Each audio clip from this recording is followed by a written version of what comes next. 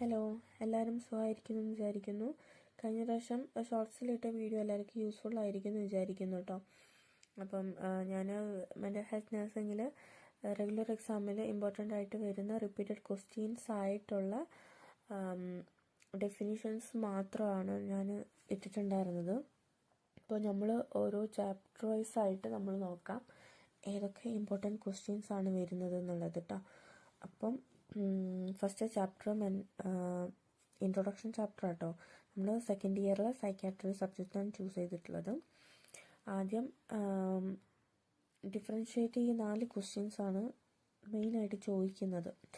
സബ്സ്റ്റിറ്റ്യൂഷനും സപ്ലിമെൻറ്റേഷനും റിപ്രഷനും റിഗ്രഷനും സൈക്കോസിസും ന്യൂറോസിസും psychotic ഡിസോർഡറും neurotic ഡിസോർഡറും ഇത്രയും differentiate ആയിട്ടും ചോദിക്കാം, ഡെഫിനിഷനായിട്ടും ചോദിക്കാം കേട്ടോ.